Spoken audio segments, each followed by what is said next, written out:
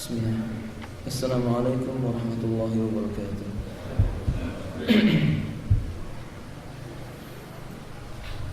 Innal hamdalillah nahmaduhu wa nasta'inuhu wa nastaghfiruh.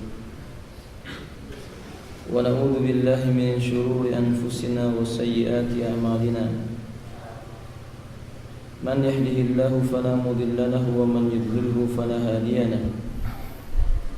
أشهد أن لا إله إلا الله وحده لا شريك له وأشهد أن محمدا عبده ورسوله اللهم صل على محمد وعلى آله وأصحابه ومن تبعهم بإحسان إلى يوم الدين أما بعد يا أيها الذين آمنوا اتقوا الله حق تقاته ولا تموتن إلا وأنتم مسلمون وبعد فإن أصدق الحديث كتاب الله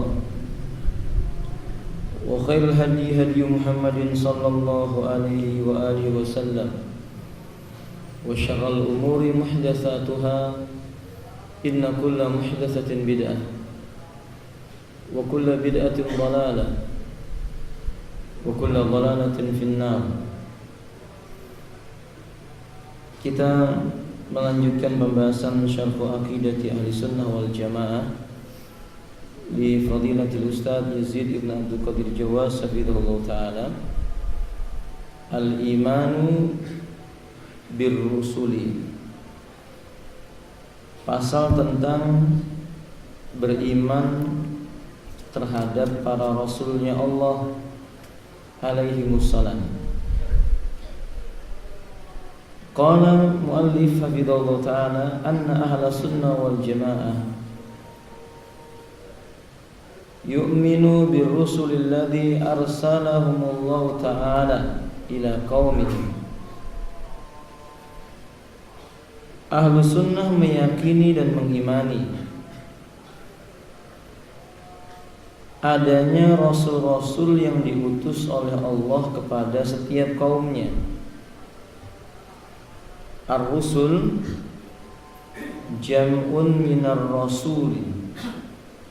Rusul itu merupakan bentuk plural dari kalimat rasulun. Maknanya adalah rajulun alladzi arsalahu Allah tabaraka wa ta'ala liyuballighu syari'ah. Seseorang yang diutus oleh Allah tabaraka wa ta'ala diberikan wahyu untuk disampaikan kepada umatnya. Wa awwalur rasul huwa Nuh alaihi salam wa akhiruhum Muhammadun sallallahu alaihi wasallam. Rasul yang pertama adalah Nuh alaihi salam. Dan ini tidak ada perbedaan pendapat para ulama. Dalilnya adalah firman Allah Ta'ala dalam surah An-Nisa ayat 163. Inna awhayna ilaika kama awhayna ila Nuhin wan nabiyyina min ba'di. Sesungguhnya kami telah memberikan wahyu kepadamu hai Muhammad kama awhayna ila Nuh, sebagaimana kami telah memberikan wahyu kepada Nuh wan nabiyyina min ba'di, dan nabi-nabi yang datang sesudahnya. Allah menyebutkan Nuh terlebih dahulu, kemudian baru nabi yang lainnya. Ini menunjukkan Nuh adalah awwalur rasul, rasul yang pertama. Dan dalil dari hadis Nabi SAW ketika Abu Hurairah radhiyallahu ta'ala menceritakan bahwa Nabi menyebutkan tentang syafaat. Kata Rasulullah, nanti manusia akan datang kepada Adam alaihissalam. Ia meminta syafaat, akan tetapi Adam berkata, datangilah Nuh. Lalu mereka pun mendatangi Nuh alaihissalam, lalu berkata, wahai Nuh, innaka anta awwalur rasulil ladzi arsalahu Allah ta'ala. Sesungguhnya engkau adalah rasul pertama yang telah diutus oleh Allah Ta'ala. Hadis ini riwayat Al-Imam Al-Bukhari. Kama qala alaihi salatu wasalam, hadis riwayat Imam Bukhari dan Muslim. Jadi kalimat engkau adalah rasul pertama yang diutus oleh Allah Ta'ala, menunjukkan bahwa bukti Nuh adalah rasul yang pertama. Dan rasul yang terakhir adalah Muhammad sallallahu alaihi wasallam. Wa daliluhu qaulu ta'ala fi suratil ahzab. Dalilnya adalah surah Al-Ahzab ayat yang ke-40. Ma kana Muhammadun aba ahadin mir rijalikum walakin Rasulullahi wa khataman nabiyyin. Wa kana Allahu bikulli syai'in alima. Bukanlah Muhammad sekedar ayah angkat seorang lelaki di antara kalian, akan tetapi ia adalah rasulnya Allah. Wa khataman nabiyyin, dan dia adalah penutup para nabi. Wa kana Allahu bikulli syai'in alima, dan adalah Allah itu terhadap segala sesuatu dia Maha mengetahui. Kalimat wa khataman nabiyyin, dia adalah penutup para nabi, secara tidak langsung menjelaskan dia juga penutup para rasul. Karena tidak mungkin ada rasul kalau nabi tidak ada. Sebab likulli rasulin nabiyun. Setiap para rasul itu berasal dari nabi. Maka kalau nabinya tidak ada, tidak mungkin ada rasul. Wallahu a'lam bishawab. Wa anna ahla sunnati wal jamaah ya'taqiduna wa yu'minuna. Ahlu sunnah wal jamaah meyakini, mengimani, mempercayai ma min ummatin illa arsalahumullahu ta'ala rasulan. Tidak satu umat pun, tidak satu kaum pun melainkan Allah utus kepada mereka utusan. Tidak ada kaum yang sunyi dari nabi. Tidak ada kaum yang sunyi dari para rasul yang membawa syariat untuk disampaikan kepada mereka sampai nabi yang terakhir, yaitu Muhammad sallallahu alaihi wasallam. Dalilnya adalah firman Allah dalam surah An-Nahl ayat 36. Wa laqad ba'atsna fi kulli ummatin rasulan an ibudullaha wajtanibut taghut. Dan sesungguhnya kami telah mengutus rasul pada tiap-tiap umat untuk menyerukan sembahlah oleh kalian Allah. Ani'budullaha, sembahlah oleh kalian Allah, wajtanibut taghut, dan jauhilah oleh kalian taghut. Ketika Allah mengatakan fi kulli ummatin rasulan, pada setiap umat itu ada utusan, berarti bukti tidak mungkin sunyi, tidak mungkin kosong kaum ini dari syariatnya Allah Ta'ala, dari nabi yang membawa syariatnya Allah Ta'ala. Sekali lagi, kecuali setelah diutusnya Nabi Muhammad SAW, maka tidak ada lagi nabi dan rasul.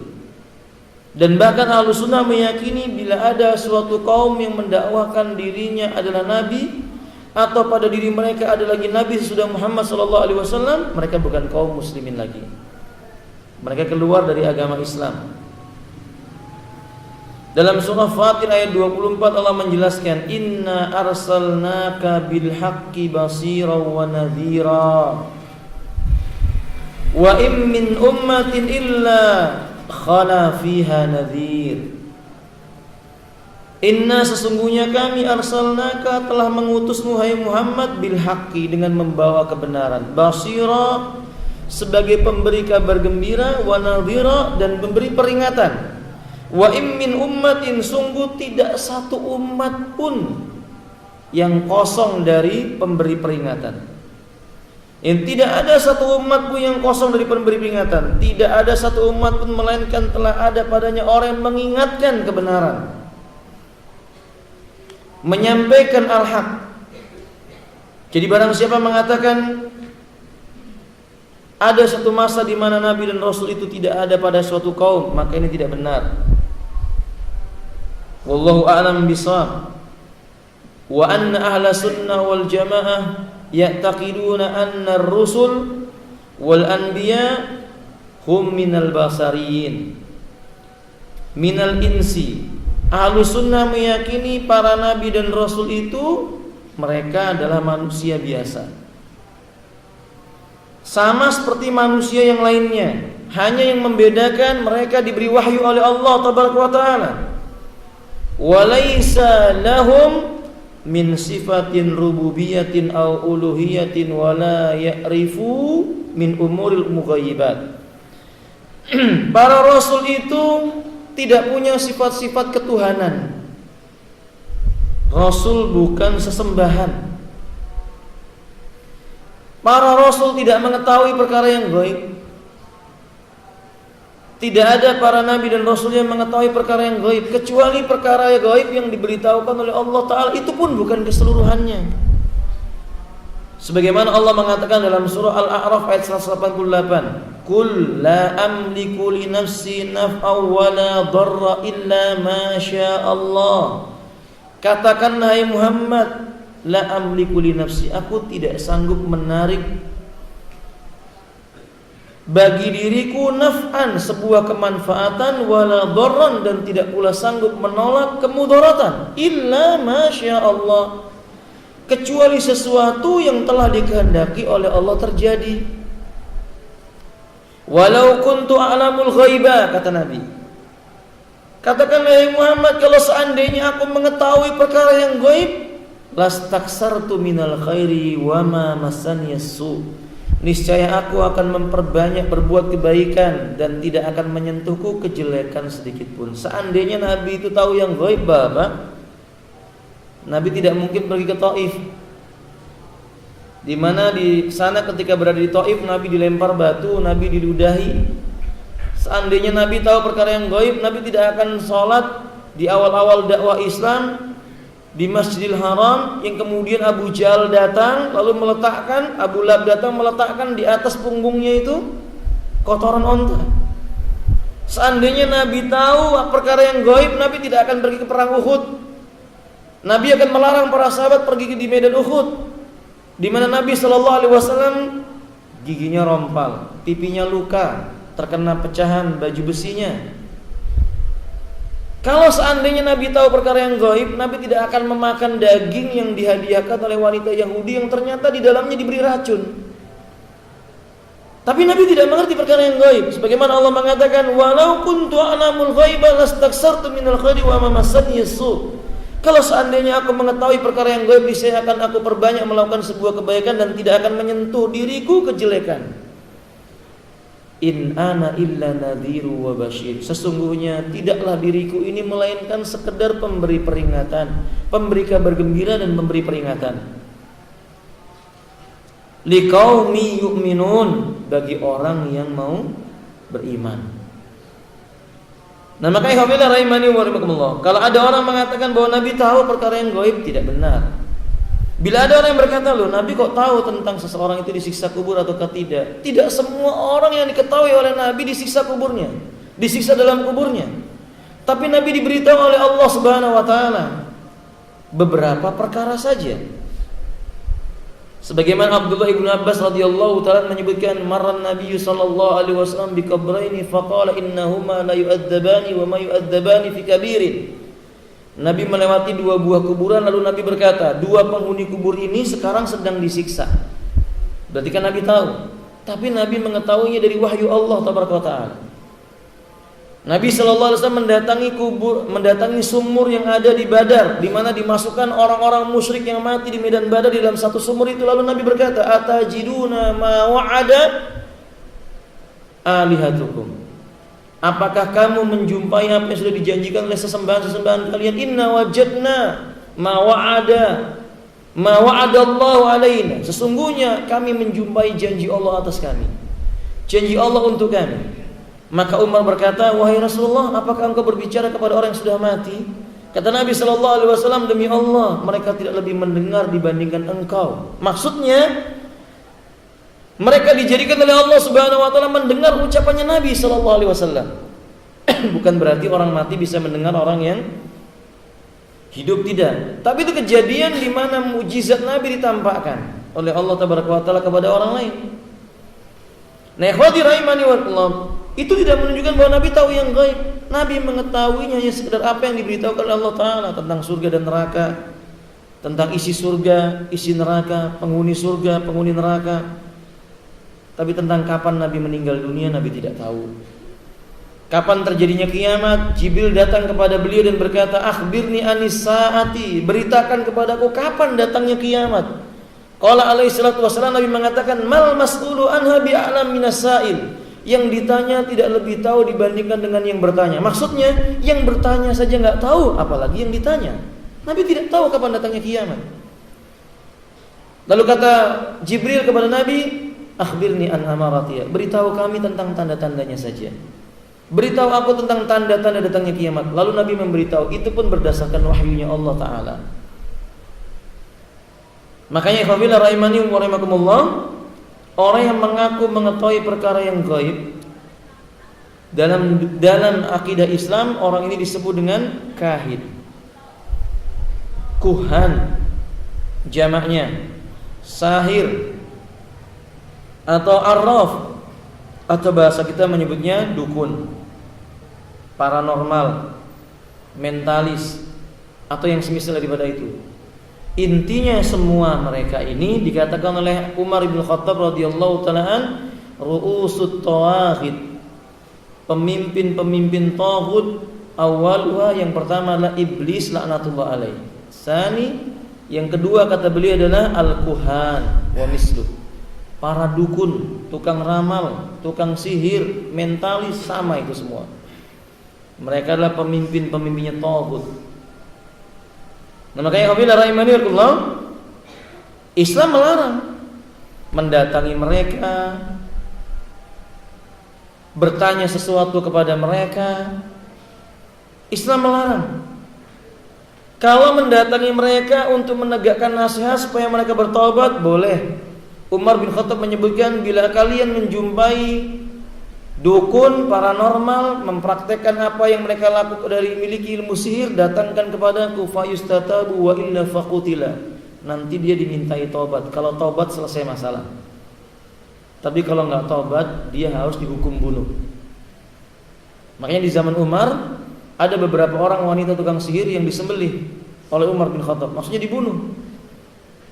Karena orang seperti ini mendakwakan dirinya, menganggap dirinya mengetahui perkara yang gaib. Sementara itulah haknya Allah tabaraka wa taala. Hafsah putrinya Umar bin Khattab juga pernah membunuh budak beliau karena melakukan perbuatan sihir, dibunuh oleh beliau. Dan memang hukuman tukang sihir, dukun, hukumannya hukuman mati.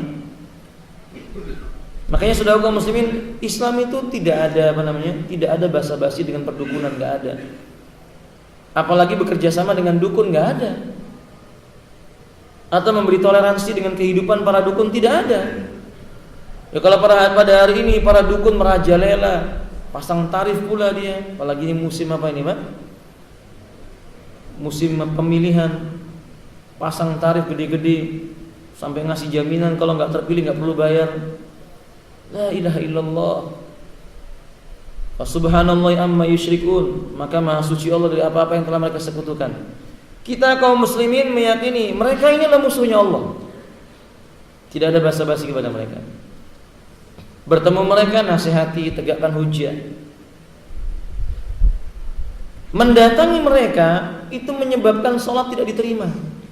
Dalam riwayat Imam Muslim Nabi menyebutkan, man ata arrafan, wa fi riwayah kahinan, la yaqbalullahu salatahu arba'ina lailan. Apa riwayah yauman. Barang siapa mendatangi para dukun, tukang ramal, Allah tidak akan menerima salatnya selama 40 malam. Dalam riwayat yang lain 40 hari. Ini 40 hari 40 malam. Salat 5 waktunya enggak diterima oleh Allah tabaraka wa taala. Bagaimana kalau dia mati dalam rentang waktu yang seperti itu? Naudzubillah. Rentang waktu yang dia mati di mana salatnya tidak diterima oleh Allah azza wa jalla, padahal seorang itu akan dianggap baik dan tidaknya ketika di awal perkara yang dihisab oleh Allah adalah salatnya. Nah, sebab itu saudara kaum muslimin, tidak benar kaum muslimin itu kalau seandainya mengatakan boleh-boleh saja datang kepada para dukun. Siapa itu para dukun? Setiap mereka yang mengaku dirinya mengetahui perkara yang gaib. Tidak peduli apakah dia disebut dengan ustadz, atau disebut dengan tuan guru, atau disebut dengan kiai, atau disebut dengan ajengan, atau disebut dengan yang lain-lainnya. Tapi kalau dia mendakwakan dirinya mengetahui perkara yang gaib, maka dia dukun sejatinya. Wallahu a'lam bishawab. Dosa kalau kita mengatakan di surga itu ada buah ini berarti kita mengatakan bukan, kalau perkara itu kita menyebutkan yang disebutkan oleh Allah Ta'ala. Tapi kalau manusia berkata barang siapa kehilangan ini datang kepada saya tahu di mana hilangnya benda ini dan itu. Kiamat terjadi tanggal sekian dan ini semua para dukun. Dan mempercayai mereka itu sama dengan tidak percaya dengan syariatnya Rasulullah SAW. Dalam riwayat Imam Abu Daud Nabi menyebutkan man ata arrafan fasalau an amrin wa sadaqa bima qala faqad kafara bima unzila ala Muhammadin sallallahu alaihi wasallam atau kama qala alaihi salatu wasallam.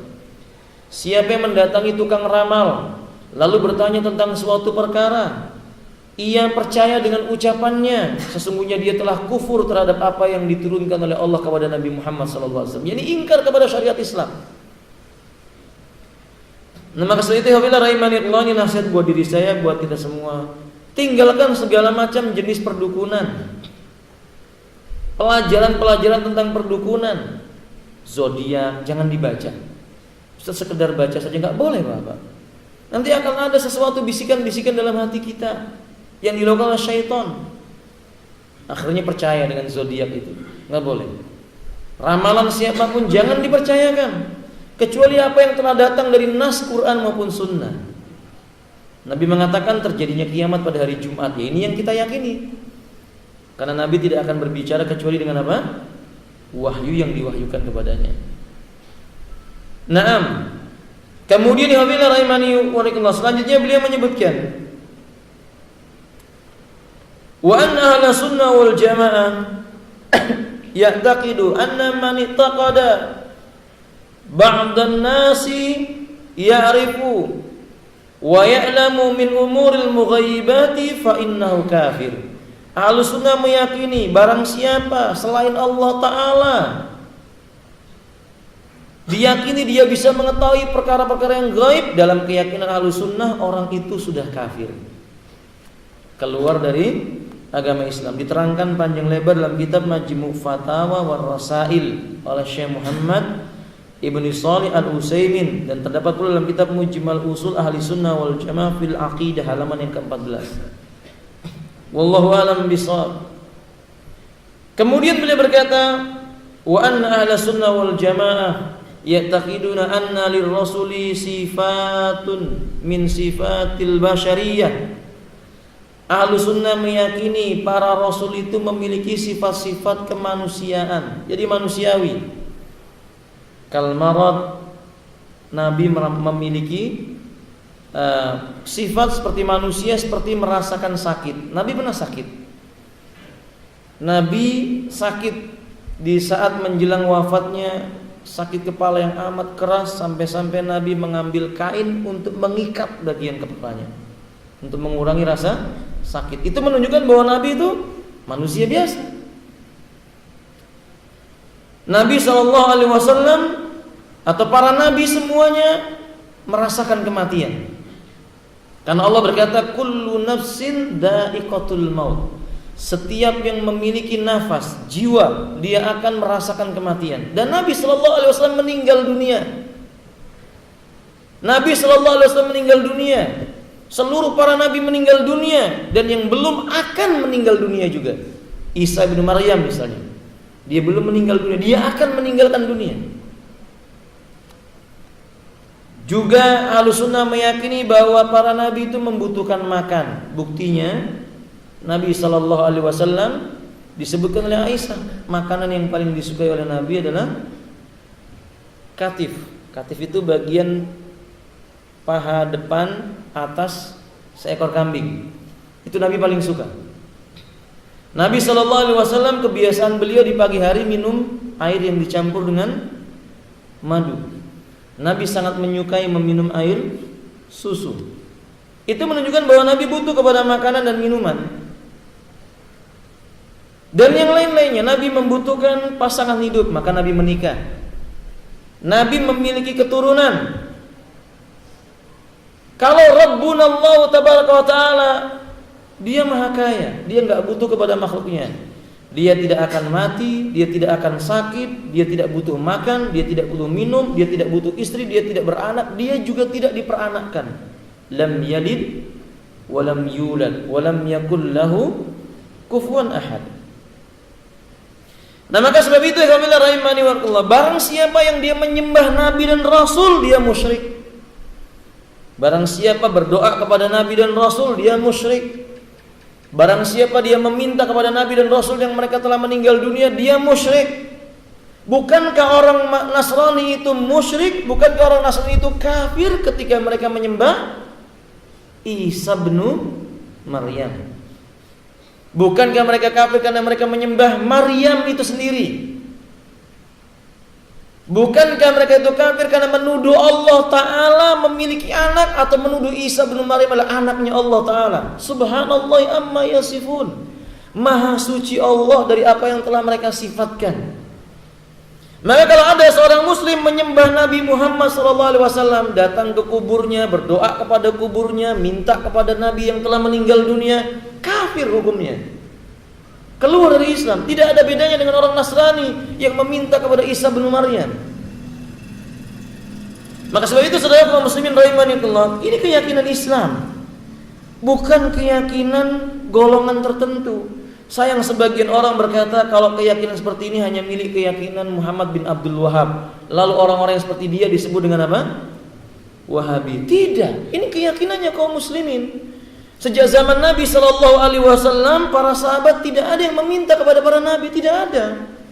Lihatlah Nabi SAW menyebutkan, menunjukkan kemurkaannya kepada seorang sahabat ketika melewati sebuah pohon yang disebut dengan Dhatu Anwat, lalu dia berkata kepada Nabi, "Ya Rasulullah, ij'al lana Dhatu Anwat kama lahum Dhatu Anwat." Wahai Rasulullah, buatkan untuk kami sebuah pohon Dhatu Anwat seperti milik mereka Dhatu Anwat, yaitu pohon untuk menggantungkan senjata, baju besi, tameng-tameng mereka untuk bertabaruk dengan pohon itu sebelum pergi berperang. Nabi marah.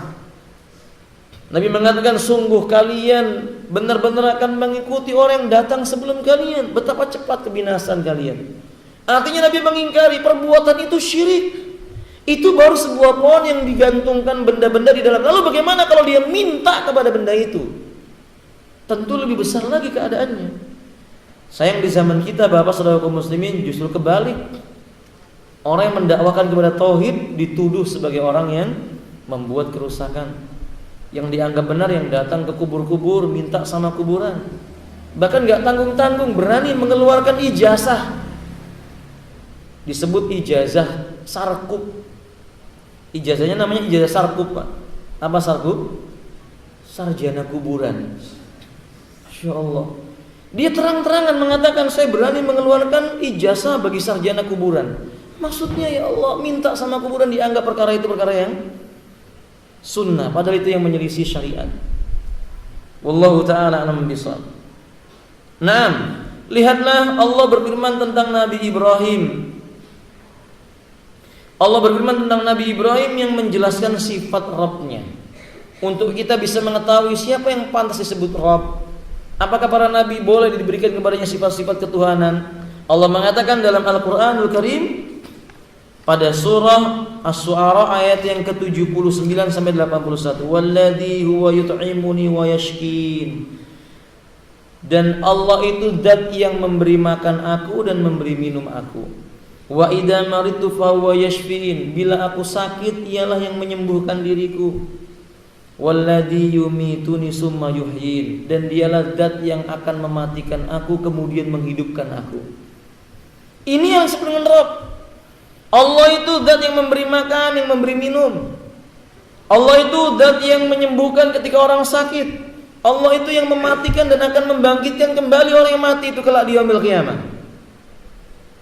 Adakah manusia yang punya sifat-sifat seperti ini? Tidak ada. Kalau mereka orang Nasrani berkata Isa menghidupkan orang mati, kita katakan bukan yang dimaksud menghidupkan orang mati ini terus hidup terus menerus, enggak.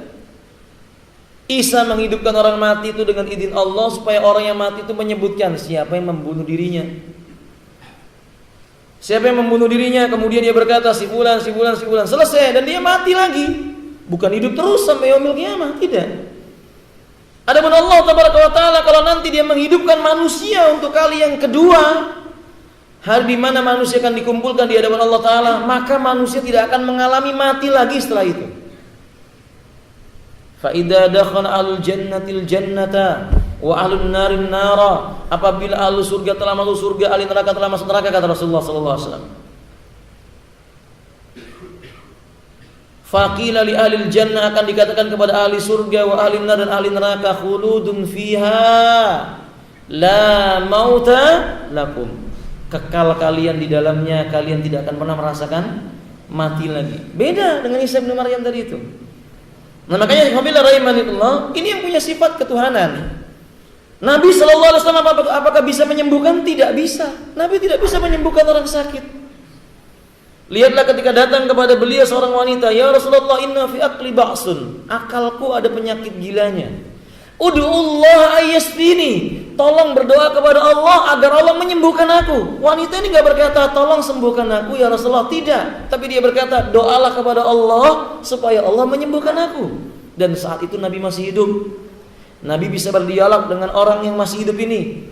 Maka Nabi bisa saja berdoa dan berkata, "Ya Allah, sembuhkan orang ini." Benar.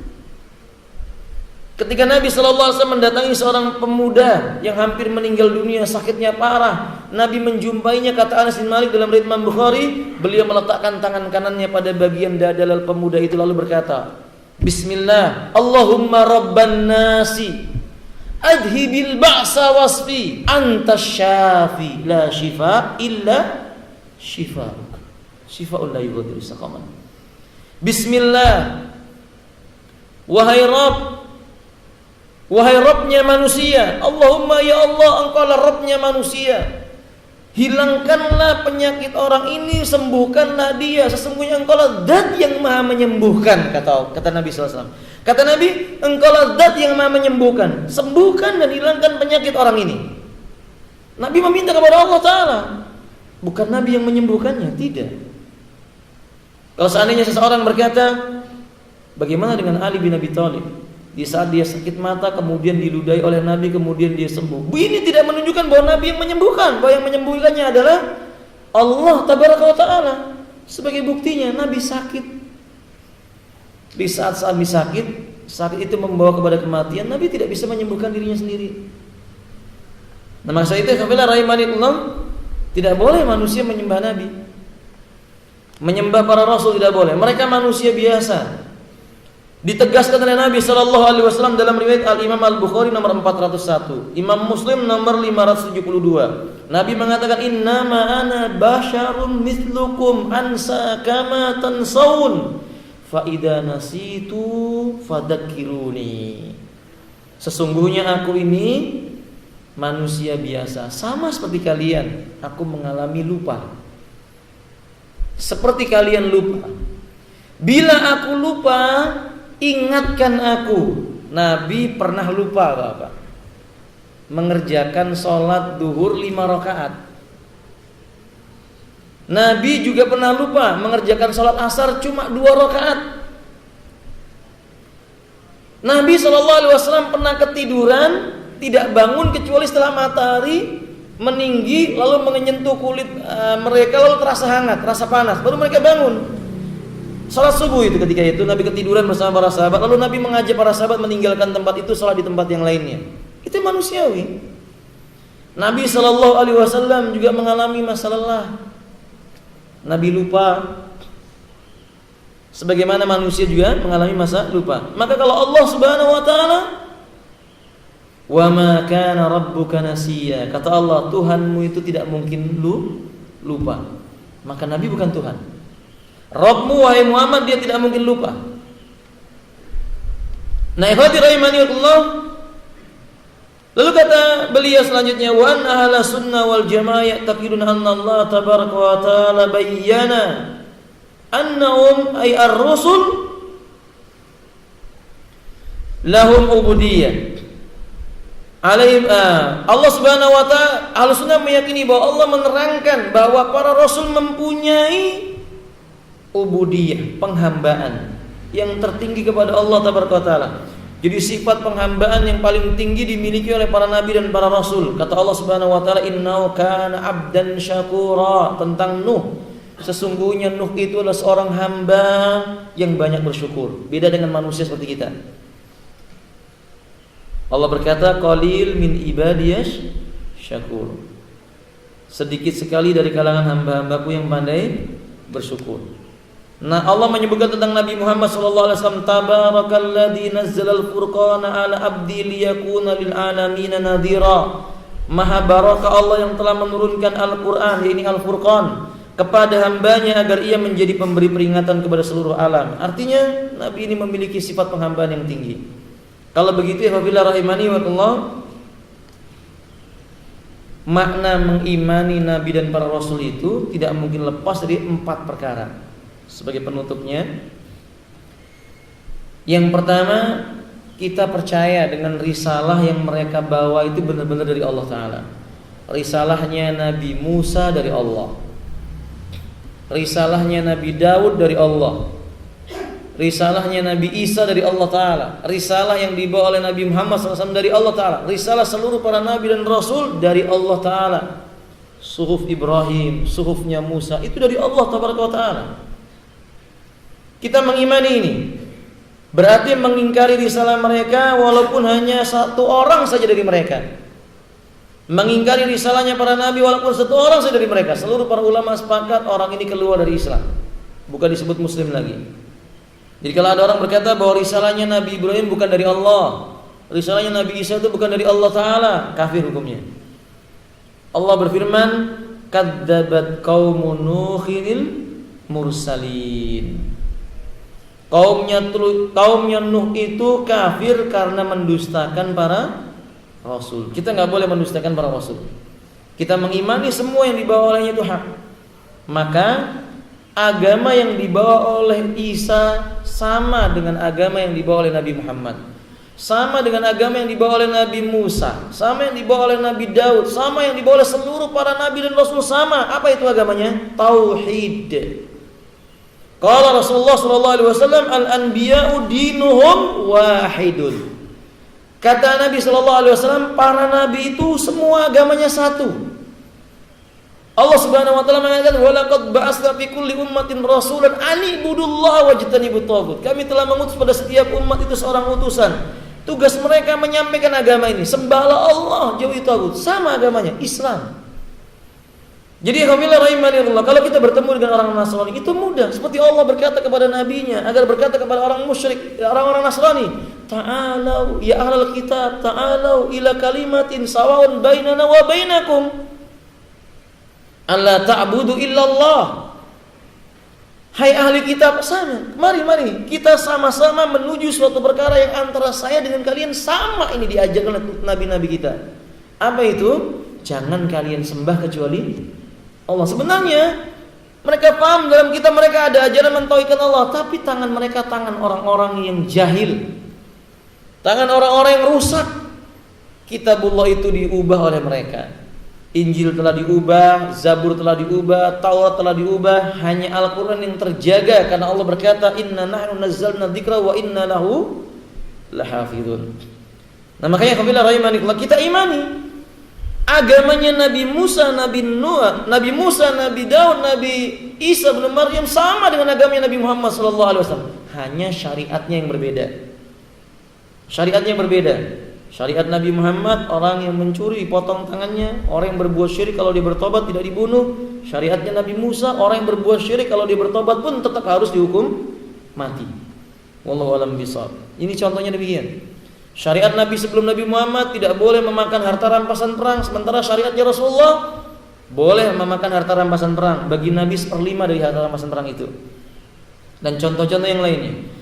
Yang kedua, makna mengimani Nabi dan Rasul itu mengimani nama-nama Rasul yang sudah kita kenali, dan juga mengimani Nabi dan Rasul, Nabi-Nabi yang tidak disebutkan oleh Allah dan Rasulnya dalam sebuah nas yang sharih. Tapi tidak boleh kita membuat sebuah nama yang tidak disebutkan oleh Allah dan Rasulnya.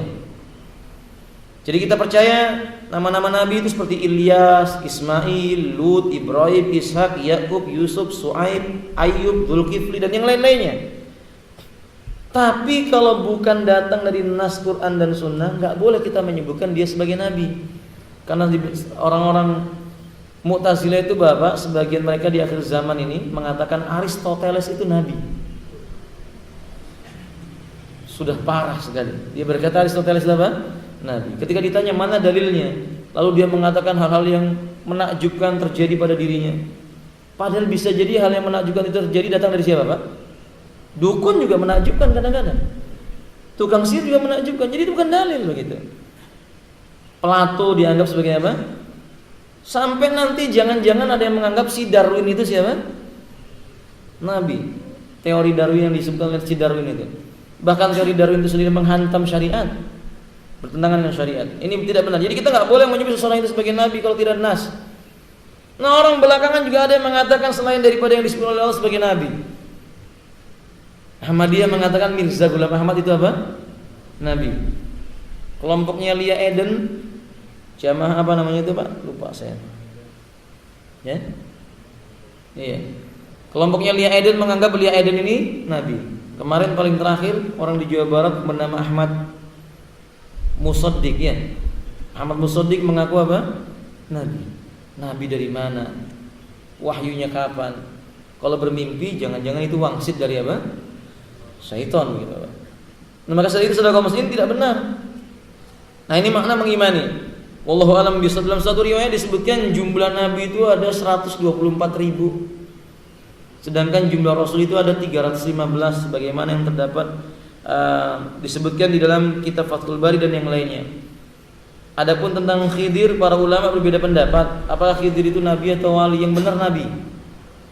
Khidir adalah nabi. Demikian pula tentang Dzulkifli dan sebagainya. Tentang Dzulqarnain. Tentang Dzulqarnain, apakah Dzulqarnain itu merupakan nabi ataukah itu wali? Wallahu a'lam bishawab.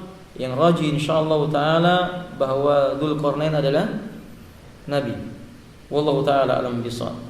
Yang membuat sebuah tembok yang besar untuk menutup apa namanya suatu kaum yang disebut dengan apa? Ya'juj dan Ma'juj. Dibuat tembok yang tinggi. Nah, Bapak bisa lihat dalam surah Al-Kahfi penjelasan tentang masalah ini. Wallahu a'lam bishawab. Nah, yang ketiga membenarkan berita mereka, Pak. Semua riwayat yang sahih dari para nabi, dalam hal ini tentu dari Rasulullah sallallahu alaihi wasallam kita terima. Yang keempat, mengamalkan syariatnya Rasul yang diutus kepada kita.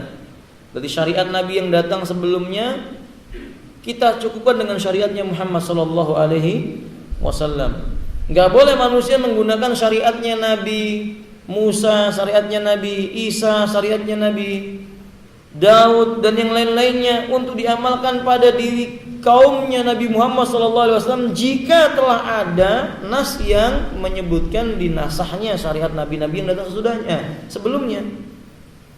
Nah, demikian.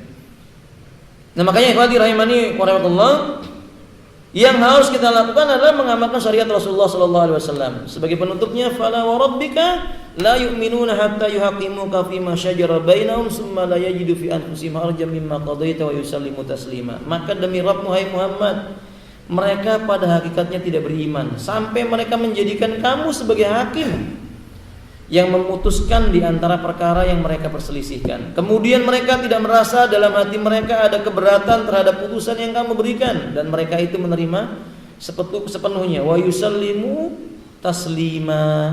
Nah, berarti Bapak, ini makna beriman kepada para nabi dan rasul. Saya ulangi, beriman kepada nabi dan rasul artinya mengimani bahwa risalah mereka benar dari Allah. Bahwa nama-nama nabi dan rasul disebutkan oleh Allah, sebagainya tidak disebutkan, kita tidak boleh menyebutkannya. Bahwa kita membenarkan beritanya Nabi sallallahu alaihi wasallam dan bahwa kita mengamalkan syariatnya Rasulullah sallallahu alaihi wasallam. Sampai di sini pembahasan tentang iman kepada para nabi dan rasul, mudah-mudahan bermanfaat. Sebelum ditutup, ada yang ingin ditanyakan? Ya, silakan.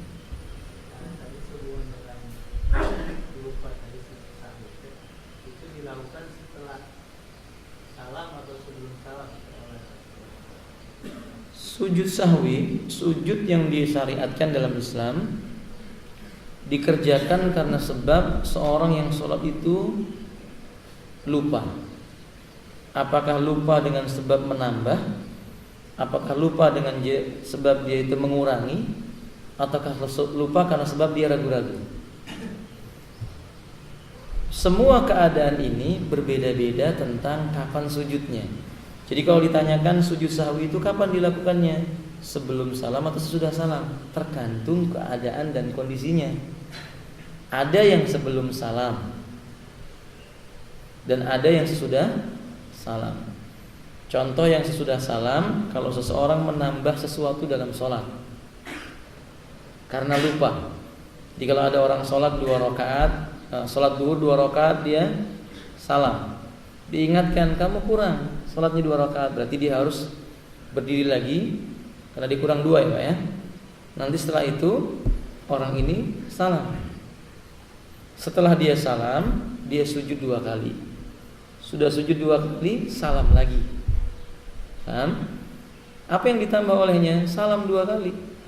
Salam pada rakaat yang kedua. Harusnya kan kalau sholat duhur itu salamnya di rakaat yang keempat, bukan rakaat yang kedua. Karena dia menambah salam dalam sholatnya itu, dia harus sujud sahwi sesudah salam dan salam lagi. Bingung Bapak-bapak? Bingung nggak Bapak? Nanti kita akan buat bab khusus lain insyaallah. Contoh yang kedua Bapak, kalau misalnya mengurangi. Kalau Bapak sholat lupa di rakaat yang kedua itu tasyahud awal harusnya, tapi Bapak berdiri. Sudah berdiri di rakaat ketiga Anda baru ingat, loh ini rakaat ketiga. Kan nggak mungkin tasyahud awal lagi. Berarti Bapak telah mengurangi bagian sholat, yaitu nggak pakai tasyahud awal. Apa yang dilakukan oleh orang seperti ini? Orang yang seperti ini sujud sahwinya sebelum salam. Sujud 2 kali dulu, kemudian baru salam. Bagaimana dengan yang ragu-ragu? Orang yang ragu-ragu ketika sholat, ini 2 atau 3 ya? 2 atau 3, maka dia harus mengambil yang yakin. Yang yakin yaitu 2. Dia ngambil 2. Nanti di akhir sholat, sebelum dia itu salam, sujud sahwi 2 kali, kemudian salam lagi. Dan ada lagi tempat-tempat yang lain di mana sebelum dan sesudahnya. Ada yang sujud 2 kali nggak pakai salam, sujud saja 2 kali tanpa salam. Dan itu ada rinciannya, perlu dipelajari. Karena sebagian orang Bapak menempatkan pokoknya sujud sahwi itu sebelum salam. Sekarang saya melihat ada seorang imam ketika sholat, dia menambah sesuatu, tapi sujud sahwinya sebelum salam. Dia sujud sahwi 2 kali kemudian salam. Salah, harusnya salam dulu, kemudian sujud sahwi 2 kali, kemudian baru apa? Salam kembali. Nanti lain waktu kita akan terangkan. Saya rasa demikian. Cukup insyaallah Bapak. Ada lagi? Subhanakallahumma wa bihamdik, asyhadu an la ilaha illa anta, astaghfiruka wa atubu ilaik. Assalamualaikum warahmatullahi wabarakatuh.